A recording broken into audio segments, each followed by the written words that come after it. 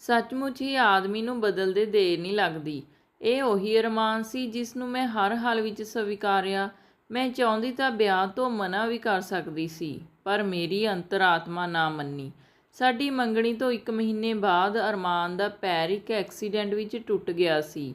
ਮੇਰੇ ਸਹੁਰਿਆਂ ਤੋਂ ਸੁਨੇਹਾ ਆਇਆ ਸੀ ਕਿ ਅਜਿਹੀ ਹਾਲਤ ਵਿੱਚ ਕੀ ਅਰਮਾਨ ਨਾਲ ਵਿਆਹ ਕਰਾਉਣਾ ਚਾਹੁੰਦੀ ਹਾਂ।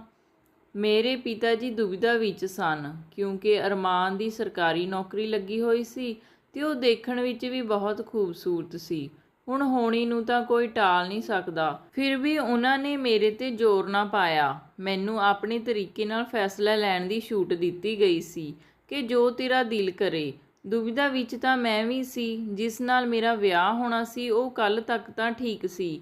ਜੇ ਅੱਜ ਉਹ ਅਪਾਹਜ ਹੋ ਗਿਆ ਤਾਂ ਉਸ ਦਾ ਸਾਥ ਛੱਡਣਾ ਕੀ ਠੀਕ ਹੋਵੇਗਾ? ਜੇ ਵਿਆਹ ਤੋਂ ਬਾਅਦ ਮੇਰੇ ਵਿੱਚ ਕੋਈ ਕਮੀ ਆ ਜਾਵੇ ਤਾਂ ਜੇ ਅਰਮਾਨ ਮੈਨੂੰ ਛੱਡ ਦੇਵੇ ਤਾਂ ਫਿਰ ਮੈਨੂੰ ਕਿਹੋ ਜਿਹਾ ਲੱਗੇਗਾ? ਫਿਰ ਮੈਂ ਦੁਵਿਧਾ 'ਚੋਂ ਨਿਕਲ ਕੇ ਆਪਣਾ ਮਨ ਪੱਕਾ ਕਰ ਲਿਆ ਤੇ ਵਿਆਹ ਲਈ ਹਾਂ ਕਰ ਦਿੱਤੀ। ਵਿਆਹ ਦੇ ਕੁਝ ਸਾਲ ਤਾਂ ਵਧੀਆ ਨਿਕਲੇ। ਅਰਮਾਨ ਨੇ ਨਕਲੀ ਪੈਰ ਲਗਵਾ ਲਿਆ ਸੀ, ਜਿਸ ਨਾਲ ਉਸ ਨੂੰ ਆਉਣ ਜਾਣ ਵਿੱਚ ਕੋਈ ਪਰੇਸ਼ਾਨੀ ਨਹੀਂ ਸੀ। 5 ਸਾਲ ਗੁਜ਼ਰ ਗਏ ਸਨ, ਪਰ ਹੁਣ ਤੱਕ ਮੈਂ ਮਾਂ ਨਹੀਂ ਬਣੀ ਸੀ। ਮੈਂ ਥੋੜ੍ਹਾ ਪਰੇਸ਼ਾਨ ਰਹਿਣ ਲੱਗੀ ਸੀ, ਪਰ ਅਰਮਾਨ ਨੇ ਮੈਨੂੰ ਕਿਹਾ ਕਿ ਮੈਨੂੰ ਬੱਚੇ ਦੀ ਕੋਈ ਲਾਲਸਾ ਨਹੀਂ ਹੈ, ਪਰ ਮੈਂ ਉਸਦੇ ਚਿਹਰੇ 'ਤੇ ਚਿੰਤਾ ਦੇ ਭਾਵ ਦੇਖ ਸਕਦੀ ਸੀ। ਇੱਕ ਦਿਨ ਮੈਂ ਕਿਹਾ ਕਿ ਜੇ ਤੁਸੀਂ ਗੁੱਸਾ ਨਾ ਕਰੋ ਤਾਂ ਮੈਂ ਇੱਕ ਸਲਾਹ ਦੇਵਾਂ, ਕਿਉਂ ਨਾ ਆਪਾਂ ਇੱਕ ਬੱਚਾ ਗੋਦ ਲੈ ਲਈਏ? ਅਰਮਾਨ ਨੇ ਗੁੱਸੇ ਵਿੱਚ ਕਿਹਾ ਕਿ ਮੈਨੂੰ ਆਪਣਾ ਬੱਚਾ ਹੀ ਚਾਹੀਦਾ ਹੈ। ਮੈਂ ਹੌਲੀ ਜਿਹੀ ਕਿਹਾ ਕਿ ਉਹ ਤਾਂ ਸ਼ਾਇਦ ਹੀ ਸੰਭਵ ਹੋਵੇ। ਬਿਨਾਂ ਕੋਈ ਜਵਾਬ ਦਿੱਤੇ ਅਰਮਾਨ ਉੱਥੋਂ ਚਲਾ ਗਿਆ, ਪਰ ਮੇਰਾ ਮਨ ਬਹੁਤ ਦੁਖੀ ਹੋਇਆ। ਅਰਮਾਨ ਦੀ ਇਹ ਗੱਲ ਮੈਨੂੰ ਚੰਗੀ ਨਹੀਂ ਲੱਗਦੀ ਸੀ ਕਿ ਉਹ ਮਿਲ ਬੈਠ ਕੇ ਕੋਈ ਗੱਲ ਦਾ ਹੱਲ ਕੱਢਣ ਦੀ ਜਗ੍ਹਾ ਦਕਿਆਨੁਸੀ ਵਿਵਸਥਾ ਨਾਲ ਜੁੜੇ ਰਹਿਣਾ ਚਾਹੁੰਦਾ ਸੀ। ਉਸ ਵਿੱਚ ਹੁਣ ਕਾਫੀ ਪਰਿਵਰਤਨ ਆ ਗਏ ਸਨ। ਉਹ ਮੇਰੇ ਨਾਲ ਘੱਟ ਹੀ ਬੋਲਦਾ, ਰਾਤ ਨੂੰ ਵੀ ਦੇਰ ਨਾਲ ਘਰ ਵਾਪਸ ਆਉਂਦਾ। ਜੇ ਮੈਂ ਪੁੱਛਦੀ ਤਾਂ ਕਹਿੰਦੇ ਕਿ ਮੈਨੂੰ ਇਕੱਲੇ ਨੂੰ ਘਰ ਖਾਣ ਨੂੰ ਪੈਂਦਾ। ਮੈਂ ਕਹਿੰਦੀ ਕਿ ਇਕੱਲੇ ਕਿੱਥੇ ਹੋ ਤੁਸੀਂ? ਕੀ ਤੁਹਾਡੇ ਲਈ ਹੁਣ ਮੈਂ ਕੋਈ ਮਾਇਨੇ ਨਹੀਂ ਰੱਖਦੀ? ਅਰਮਾਨ ਟਾਲ ਜਾਂਦੇ। ਫਿਰ ਮੈਨੂੰ ਬਹੁਤ ਗੁੱਸਾ ਆ ਜਾਂਦਾ ਕਿ ਤੈਨੂੰ ਸ਼ਰਮ ਨਹੀਂ ਆਉਂਦੀ ਕਿ ਦੇਰ ਰਾਤ ਤੱਕ ਆਪਣੀ ਪਤਨੀ ਨੂੰ ਘਰ ਵਿੱਚ ਇਕੱਲੀ ਛੱਡਦੇ ਹੋ? ਸ਼ਰਮ ਤਾਂ ਤੈਨੂੰ ਆਉਣੀ ਚਾਹੀਦੀ ਹੈ। ਮੈਨੂੰ ਵੰਸ਼ ਅੱਗੇ ਵਧਾਉਣ ਲਈ ਇੱਕ ਬੱਚਾ ਨਹੀਂ ਦੇ ਸਕਦੀ? ਇਹ ਸੁਣ ਕੇ ਮੇਰਾ ਮਨ ਭਰ ਆਇਆ ਕਿ ਇੱਕ ਔਰਤ ਸਿਰਫ ਬੱਚੇ ਜੰਮਣ ਲਈ ਹੀ ਵਿਆਹ ਕੇ ਲੈ ਕੇ ਆਈ ਜਾਂਦੀ ਹੈ? ਕਿ ਉਹ ਸਿਰਫ ਇੱਕ ਜ਼ਰੂਰਤ ਦੀ ਹੀ ਚੀਜ਼ ਹੁੰਦੀ ਹੈ? ਜੇ ਜ਼ਰੂਰਤਾਂ 'ਤੇ ਖਰੀ ਉਤਰੀ ਤਾਂ ਠੀਕ ਹੈ, ਨਹੀਂ ਤਾਂ ਉਸ ਤੋਂ ਪਾਸਾ ਵੱਟ ਲਿਆ ਜਾਂਦਾ ਹੈ। ਕਿਸੇ ਤਰ੍ਹਾਂ ਕਰਕੇ ਮੈਂ ਆਪਣੇ ਹੰਝੂਆਂ 'ਤੇ ਕੰਟਰੋਲ ਕਰ ਲਿਆ ਤੇ ਆਪਣੀ ਕਮਜ਼ੋਰੀਆਂ ਨੂੰ ਜ਼ਾਹਰ ਨਾ ਹੋਣ ਦਿੱਤਾ। ਮੈਂ ਤੁਹਾਡੀ ਪਤਨੀ ਹਾਂ। ਮੈਨੂੰ ਪੂਰਾ ਹੱਕ ਹੈ ਜਾਣਨ ਦਾ ਕਿ ਤੁਸੀਂ ਦੇਰ ਰਾਤ ਤੱਕ ਕਿੱਥੇ ਰਹਿੰਦੇ ਹੋ ਤੇ ਕੀ ਕਰਦੇ ਹੋ।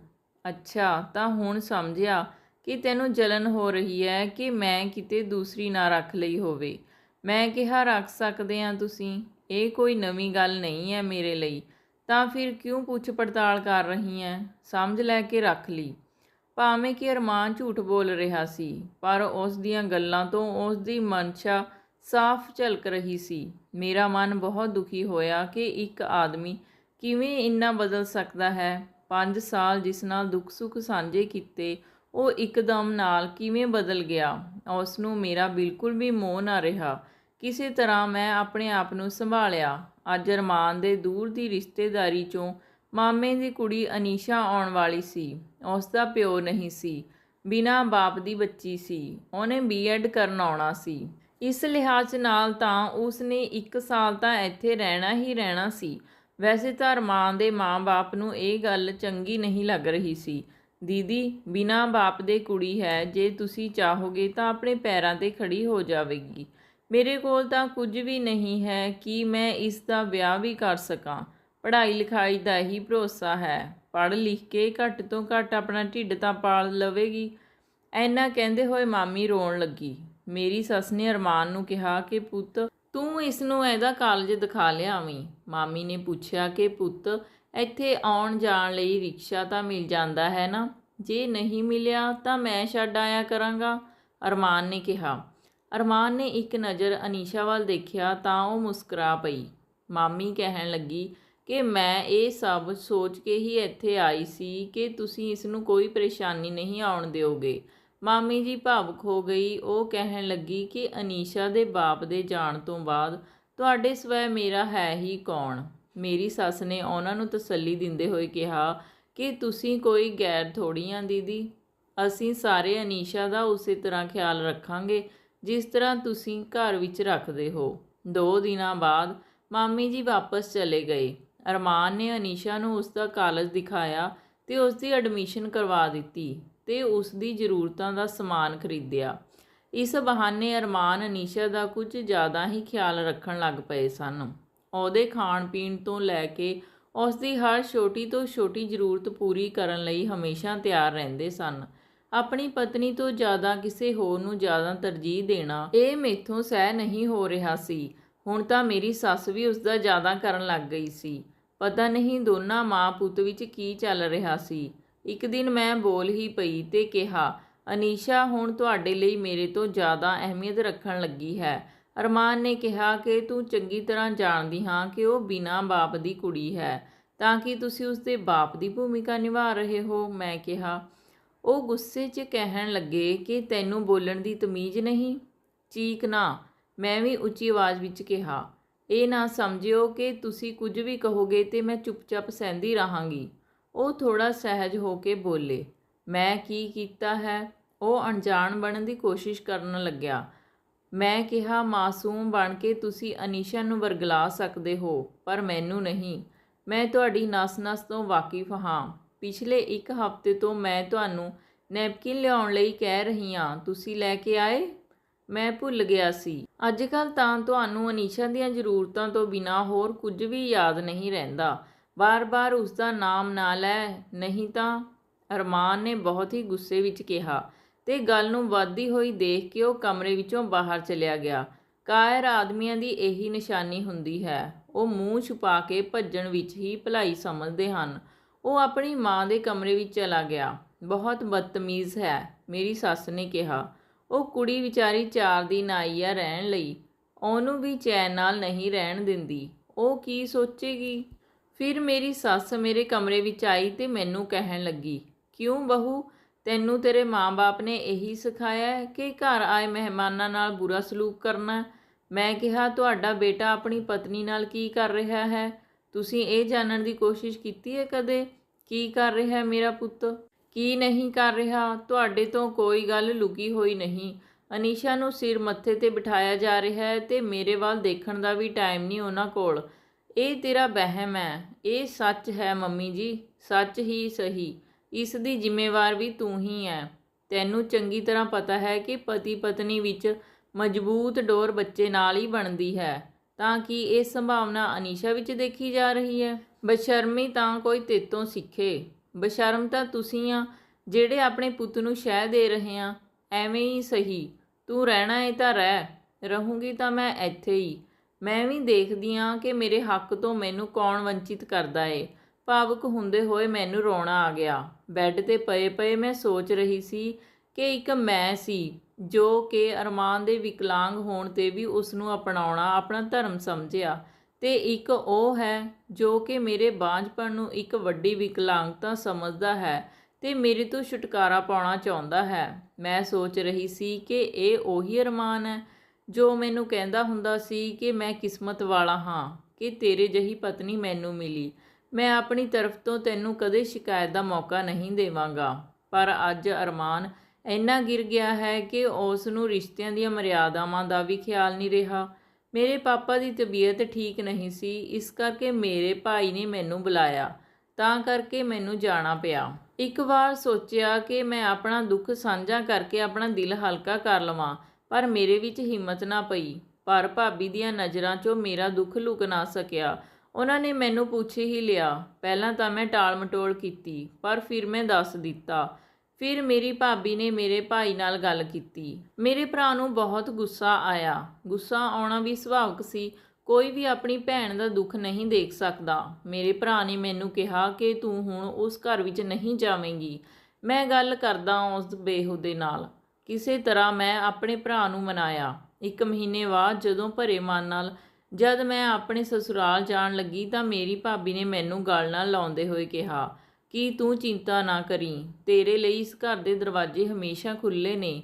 ਜੇ ਤੇਰੀ ਨਾ ਨਿਵੀ ਤਾਂ ਤੂੰ ਨਿਸ਼ਚਿਤ ਹੋ ਕੇ ਆ ਸਕਦੀ ਐਂ। ਮੈਂ ਕੋਸ਼ਿਸ਼ ਕਰਾਂਗੀ ਭਾਬੀ ਕਿ ਉਹਨੂੰ ਸਹੀ ਰਸਤੇ 'ਤੇ ਲਿਆਵਾਂ। ਭਰੇ ਮਨ ਨਾਲ ਮੈਂ ਉੱਥੋਂ ਚੱਲ ਪਈ। ਸਸੁਰਾਲ ਆ ਕੇ ਜੋ ਮੈਂ ਦੇਖਿਆ, ਮੇਰੇ ਪੈਰਾਂ ਥੱਲੋਂ ਜ਼ਮੀਨ ਨਿਕਲ ਗਈ। ਅਨੀਸ਼ਾ ਦੀ ਮਾਂਗ ਵਿੱਚ ਸੰਧੂਰ ਭਰਿਆ ਹੋਇਆ ਸੀ। ਤਾਂ ਕੀ ਅਰਮਾਨ ਨੇ ਅਨੀਸ਼ਾ ਨਾਲ ਵਿਆਹ ਕਰ ਲਿਆ ਸੀ? ਸੋਚ ਕੇ ਮੈਂ ਸਹਿਮ ਗਈ। ਮੈਂ ਜਲਦੀ ਨਾਲ ਚੱਲ ਕੇ ਆਪਣੇ ਕਮਰੇ ਵਿੱਚ ਆਈ। ਦੇਖਿਆ ਤਾਂ ਅਰਮਾਨ ਸੁੱਤਾ ਪਿਆ ਹੋਇਆ ਸੀ। ਮੈਂ ਉਸ ਨੂੰ ਝੰਜੋੜ ਕੇ ਹਿਲਾਇਆ। ਇਹ ਮੈਂ ਕੀ ਦੇਖ ਰਹੀ ਹਾਂ? ਅਨੀਸ਼ਾ ਦਾ ਵਿਆਹ ਕਦੋਂ ਹੋਇਆ? ਉਸ ਦਾ ਪਤੀ ਕੌਣ ਹੈ? ਉਹ ਬੇਸ਼ਰਮਾ ਦੀ ਤਰ੍ਹਾਂ ਬੋਲਿਆ, ਤੂੰ ਜੋ ਸੋਚ ਰਹੀ ਹੈ ਉਹ ਸੱਚ ਹੈ। ਤਾਂ ਕੀ ਤੂੰ ਅਨੀਸ਼ਾ ਨਾਲ ਵਿਆਹ ਕਰ ਲਿਆ? ਹਾਂ। ਮੇਰੇ ਰਹਿੰਦੇ ਹੋਏ ਤੇਰੀ ਇੰਨੀ ਹਿੰਮਤ ਕਿਵੇਂ ਹੋਈ? ਤੂੰ ਭਾਵੇਂ ਇਸ ਨੂੰ ਕਿਸੇ ਵੀ ਰੂਪ ਵਿੱਚ ਲੈ, ਪਰ ਮੈਨੂੰ ਆਪਣਾ ਬੱਚਾ ਚਾਹੀਦਾ ਹੈ। ਮੇਰੀ ਸਹਿਮਤੀ ਲੈਣਾ ਤੂੰ ਜ਼ਰੂਰੀ ਨਹੀਂ ਸਮਝਿਆ? ਤੂੰ ਕੀ ਦਿੰਦੀ? ਹੋ ਸਕਦਾ ਮੈਂ ਦੇ ਦਿੰਦੀ। ਸੁਣ ਕੇ ਅਰਮਾਨ ਖੁਸ਼ ਹੋਇਆ। ਮੈਨੂੰ ਤੇਰੇ ਤੋਂ ਇਹੀ ਉਮੀਦ ਸੀ, ਕਹਿ ਕੇ ਮੈਨੂੰ ਝੂਠਾ ਪਿਆਰ ਦਿਖਾਉਣ ਦੀ ਕੋਸ਼ਿਸ਼ ਕਰ ਰਿਹਾ ਸੀ। ਮੈਂ ਗੁੱਸੇ ਨਾਲ ਭਰੀ ਹੋਈ ਸੀ। ਨਾ ਹੱਸ ਹੋ ਰਿਹਾ ਸੀ ਤੇ ਨਾ ਹੀ ਰੋ ਹੋ ਰਿਹਾ ਸੀ। ਕਿਸੇ ਤਰ੍ਹਾਂ ਮੈਂ ਆਪਣੇ ਆਪ ਨੂੰ ਸੰਭਾਲਿਆ ਕਿ ਹੁਣ ਜੋ ਹੋ ਗਿਆ ਉਸ ਨੂੰ ਬਦਲਿਆ ਤਾਂ ਨਹੀਂ ਜਾ ਸਕਦਾ ਸੀ। ਵੈਸੇ ਵੀ ਹਮੇਸ਼ਾ ਮਰਦਾਂ ਦੀ ਹੀ ਚੱਲੀ ਹੈ। ਮੈਂ ਸਥਿਤੀ ਨਾਲ ਸਮਝੌਤਾ ਕਰਨਾ ਹੀ ਬਿਹਤਰ ਸਮਝਿਆ। ਫਿਰ ਮੈਂ ਉਸ ਨੂੰ ਕਿਹਾ ਕਿ ਮੈਨੂੰ ਦੁੱਖ ਇਸ ਗੱਲ ਦਾ ਨਹੀਂ ਕਿ ਤੂੰ ਅਨੀਸ਼ਾ ਨਾਲ ਵਿਆਹ ਕਰ ਲਿਆ ਹੈ। ਦੁੱਖ ਤਾਂ ਇਸ ਗੱਲ ਦਾ ਹੈ ਕਿ ਤੂੰ ਮੇਰੀ ਪਿੱਠ ਪਿੱਛੇ ਛੁਰਾ ਮਾਰਿਆ ਹੈ, ਮੇਰੇ ਵਿਸ਼ਵਾਸ ਨੂੰ ਤੋੜਿਆ ਹੈ। ਇਹੀ ਕੰਮ ਤੁਸੀਂ ਮੈਨੂੰ ਆਪਣੇ ਵਿਸ਼ਵਾਸ ਵਿੱਚ ਲੈ ਕੇ ਵੀ ਕਰ ਸਕਦੇ ਸੀ। ਜੇ ਮੈਂ ਤੇਰੀ ਵਿਕਲਾਂਗਤਾ ਨੂੰ ਦੇਖ ਕੇ ਤੇਰੇ ਨਾਲ ਵਿਆਹ ਕਰਨ ਤੋਂ ਮਨਾ ਕਰ ਦਿੰਦੀ ਤਾਂ ਤੈਨੂੰ ਕਿਵੇਂ ਲੱਗਦਾ? ਮੇਰੀ ਗੱਲ ਦਾ ਉਸਨੇ ਕੋਈ ਜਵਾਬ ਨਹੀਂ ਦਿੱਤਾ। ਮੈਂ ਸੋਚਿਆ ਕਿ ਮੈਂ ਬੇਮਤਲਬ ਹੀ ਇਸ ਨੂੰ ਸਵਾਲ ਕੀਤਾ। ਜਿਸ ਦਾ ਚਰਿੱਤਰ ਹੀ ਦੋਗਲਾ ਹੋਵੇ ਉਹ ਇਹ ਸਭ ਕਿਉਂ ਸੋਚ ਵਿਚਾਰ ਕਰੇਗਾ? ਅਰਮਾਨ ਨੇ ਮੈਨੂੰ ਅਲੱਗ ਰਹਿਣ ਲਈ ਇੱਕ ਫਲੈਟ ਖਰੀਦ ਕੇ ਦੇ ਦਿੱਤਾ। ਪਹਿਲਾਂ ਤਾਂ ਮੈਂ ਸੋਚਿਆ ਕਿ ਇੱਥੇ ਰਹਿ ਕੇ ਹੀ ਆਪਣੇ ਹੱਕ ਦੀ ਲੜਾਈ ਲੜਾਂਗੀ। ਫਿਰ ਮੇਰੀ ਕੋਰਟ ਜਾਣ ਦੀ ਇੱਛਾ ਵੀ ਹੋਈ, ਪਰ ਇਹ ਸੋਚ ਕੇ ਕਦਮ ਪਿੱਛੇ ਕਰ ਲਿਆ ਕਿ ਕੋਈ ਫਾਇਦਾ ਨਹੀਂ ਹੋਵੇਗਾ। ਕੀ ਹੋਵੇਗਾ? ਜ਼ਿਆਦਾ ਤੋਂ ਜ਼ਿਆਦਾ ਉਸ ਦੀ ਨੌਕਰੀ ਚਲੇ ਜਾਵੇਗੀ, ਉਸ ਨੂੰ ਜੇਲ੍ਹ ਹੋ ਜਾਵੇਗੀ। ਉਹ ਮੈਨੂੰ ਹਰ ਮਹੀਨੇ ਐਨੇ ਪੈਸੇ ਦੇ ਜਾਂਦਾ ਸੀ ਕਿ ਮੇਰਾ ਆਸਾਨੀ ਨਾਲ ਖਰਚਾ ਤੁਰ ਜਾਂਦਾ ਸੀ। ਜੋ ਹੋਇਆ ਉਹਨੂੰ ਮੈਂ ਕਿਸਮਤ ਮੰਨ ਕੇ ਸਵੀਕਾਰ ਕਰ ਲਿਆ। ਵਕਤ ਲੰਘਾਉਣ ਲਈ ਮੈਂ ਇੱਕ ਸਕੂਲ ਵਿੱਚ ਨੌਕਰੀ ਕਰ ਲਈ। ਸਮਾਂ ਗੁਜ਼ਰਦਾ ਗਿਆ। ਅਰਮਾਨ ਨਾਲ ਮੇਰਾ ਸੰਬੰਧ ਸਿਰਫ ਮਹੀਨੇ ਦਾ ਖਰਚਾ ਲੈਣ ਤੋਂ ਬਿਨਾਂ ਹੋਰ ਕੁਝ ਨਹੀਂ ਰਿਹਾ। ਅਨੀਸ਼ਾ ਦੇ ਪਿਆਰ ਵਿੱਚ ਪੈ ਕੇ ਉਸ ਨੂੰ ਮੇਰਾ ਕੋਈ ਫਿਕਰ ਨਹੀਂ ਰਿਹਾ। ਮੈਂ ਵੀ ਅਜਿਹੇ ਆਦਮੀ ਨਾਲ ਕੋਈ ਰਿਸ਼ਤਾ ਨਹੀਂ ਰੱਖਣਾ ਚਾਹੁੰਦੀ ਸੀ। ਇੱਕ ਦਿਨ ਉਸਨੇ ਮੇਰੇ ਕੋਲ ਆ ਕੇ ਰੋਂਦੇ ਹੋਏ ਕਿਹਾ ਕਿ ਸ਼ਾਇਦ ਮੇਰੀ ਕਿਸਮਤ ਵਿੱਚ ਬਾਪ ਬਣਨਾ ਲਿਖਿਆ ਹੀ ਨਹੀਂ। ਜਿਸ ਤਰ੍ਹਾਂ ਉਹ ਕਹਿ ਰਿਹਾ ਸੀ, ਮੈਨੂੰ ਉਸ 'ਤੇ ਤਰਸ ਆ ਰਿਹਾ ਸੀ। ਮੈਂ ਚਾਹੁੰਦੀ ਤਾਂ ਉਸ 'ਤੇ ਵਿਅੰਗ ਕੱਸ ਕੇ ਉਸ ਦਾ ਦਿਲ ਛਲਣੀ ਕਰ ਸਕਦੀ ਸੀ, ਪਰ ਪਿੱਛੇ ਮੁੜ ਕੇ ਮੈਂ ਆਪਣੇ ਜ਼ਖਮਾਂ ਨੂੰ ਖਰੀਦਣਾ ਨਹੀਂ ਚਾਹੁੰਦੀ ਸੀ। ਚੱਲ ਫਿਰ ਵੀ ਮੈਂ ਪੁੱਛ ਲਿਆ ਕਿ ਕੀ ਹੋਇਆ। ਅਨੀਸ਼ਾ ਦੇ ਖੂਨ ਵਿੱਚ ਇਨਫੈਕਸ਼ਨ ਹੈ। ਡਾਕਟਰਾਂ ਨੇ ਕਿਹਾ ਹੈ ਕਿ ਜੇ ਉਹ ਮਾਂ ਬਣੇਗੀ ਤਾਂ ਨਿਸ਼ਚਿਤ ਹੀ ਉਸਦੇ ਵਿਕਲਾਂਗ ਬੱਚਾ ਪੈਦਾ ਹੋਵੇਗਾ। ਇਹ ਸੁਣ ਕੇ ਮੈਨੂੰ ਅਫਸੋਸ ਹੋਇਆ। ਅਰਮਾਨ ਲਈ ਨਹੀਂ, ਅਨੀਸ਼ਾ ਲਈ। ਉਸ ਵਿਚਾਰੀ ਦੀ ਜ਼ਿੰਦਗੀ ਖਰਾਬ ਹੋ ਗਈ। ਅਰਮਾਨ ਨੇ 2-2 ਜ਼ਿੰਦਗੀਆਂ ਖਰਾਬ ਕਰ ਦਿੱਤੀਆਂ। ਕਾਸ਼ ਅਰਮਾਨ ਨੇ ਮੇਰੀ ਗੱਲ ਮੰਨ ਕੇ ਬੱਚਾ ਗੋਦ ਲੈ ਲਿਆ ਹੁੰਦਾ ਤਾਂ ਸਾਨੂੰ ਬੁਢਾਪੇ ਦਾ ਸਹਾਰਾ ਮਿਲ ਜਾਂਦਾ ਤੇ ਉਸ ਬੱਚੇ ਦੀ ਜ਼ਿੰਦਗੀ ਬਣ ਜਾਂਦੀ। ਕੁਝ ਦੇਰ ਚੁੱਪ ਰਹਿਣ ਤੋਂ ਬਾਅਦ ਅਰਮਾਨ ਬੋਲਿਆ, ਕਿ ਮੈਂ ਤੈਨੂੰ ਕਿਸ ਮੂੰਹ ਨਾਲ ਕਹਾਂ? ਕਹਿਣ ਲਈ ਮੇਰੇ ਕੋਲ ਕੁਝ ਬਚਿਆ ਹੀ ਨਹੀਂ। ਮੈਂ ਹੈਰਾਨ ਹੋਈ ਕਿ ਇਹ ਮੈਨੂੰ ਕੀ ਕਹਿਣਾ ਚਾਹੁੰਦਾ ਹੈ।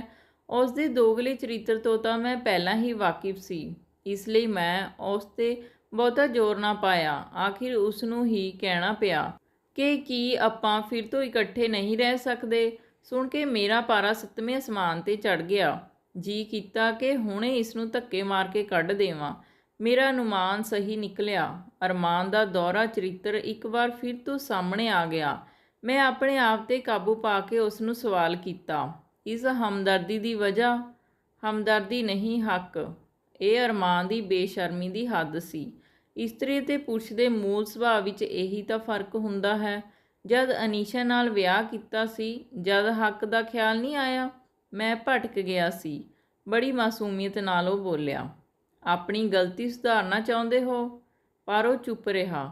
ਮੈਂ ਉਸ ਦੇ ਚਿਹਰੇ ਤੋਂ ਪਲ-ਪਲ ਬਦਲਦੇ ਭਾਵਾਂ ਨੂੰ ਬਾਖੂਬੀ ਪੜ੍ਹ ਰਹੀ ਸੀ। ਬੇਅਰਥ ਦੀ ਬਹਿਸ 'ਚ ਉਲਝਣ ਨਾਲੋਂ ਮੈਨੂੰ ਸਭ ਕੁਝ ਜਾਣਨਾ ਉਚਿਤ ਲੱਗਿਆ। ਉਹ ਬੋਲਿਆ, ਮੈਂ ਚਾਹੁੰਦਾ ਹਾਂ ਕਿ ਤੂੰ ਟੈਸਟ ਟਿਊਬ ਬੇਬੀ ਨਾਲ ਮਾਂ ਬਣ ਜਾਵੇਂ। ਮੈਨੂੰ ਹਾਸੀ ਆ ਗਈ।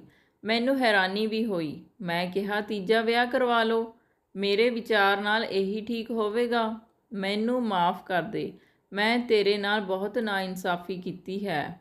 ਮਾਫ਼ ਕਰ ਦਿੱਤਾ ਤਾਂ ਕਿ ਤੂੰ। ਉਸ ਦਾ ਚਿਹਰਾ ਖਿੜ ਗਿਆ। ਜਿਵੇਂ ਤੁਸੀਂ ਸੋਚ ਰਹੇ ਹੋ ਉਵੇਂ ਕੁਝ ਨਹੀਂ ਹੋਣ ਵਾਲਾ। ਚੰਗਾ ਹੋਵੇਗਾ ਤੁਸੀਂ ਮੈਨੂੰ ਮੇਰੇ ਹਾਲ 'ਤੇ ਛੱਡ ਦਿਓ। ਲੱਖਾਂ ਕੋਸ਼ਿਸ਼ਾਂ ਦੇ ਬਾਅਦ ਵੀ ਜਦ ਉਸ ਦੀ ਦਾਲ ਨਹੀਂ ਗਲੀ ਤਾਂ ਭਰੇ ਮਨ ਨਾਲ ਉਹ ਉੱਠ ਕੇ ਜਾਣ ਲੱਗਿਆ। ਮੇਰੇ ਤੋਂ ਰਿਹਾ ਨਾ ਗਿਆ ਤੇ ਮੈਂ ਆਪਣੇ ਮਨ ਦੀ ਗੱਲ ਕਹਿ ਦਿੱਤੀ। ਅਰਮਾਨ, ਸੌਕਣ ਲਿਆ ਕੇ ਤੂੰ ਔਰਤ ਦੇ ਅਸਤਿਤਵ ਨੂੰ ਗਾਲੀ ਦਿੱਤੀ ਹੈ। ਤੇਰੇ ਬਾਪ ਬਣਨ ਦੀ ਇੱਛਾ ਕਦੇ ਪੂਰੀ ਨਹੀਂ ਹੋਵੇਗੀ। ਉਸ ਦੇ ਜਾਣ ਤੋਂ ਬਾਅਦ ਮੈਂ ਬੈੱਡ 'ਤੇ ਬੈਠ ਕੇ ਫੁੱਟ-ਫੁੱਟ ਕੇ ਰੋਈ। ਦੋਸਤੋ, ਤੁਹਾਡੇ ਵਿਚਾਰ ਨਾਲ ਕੀ ਮੈਂ ਸਹੀ ਕੀਤਾ? ਕਮੈਂਟ ਕਰਕੇ ਜ਼ਰੂਰ ਦੱਸਿਓ ਤੇ ਚੈਨਲ ਨੂੰ ਸਬਸਕ੍ਰਾਈਬ ਵੀ ਜ਼ਰੂਰ ਕਰ ਦਿਓ। ਧੰਨਵਾਦ।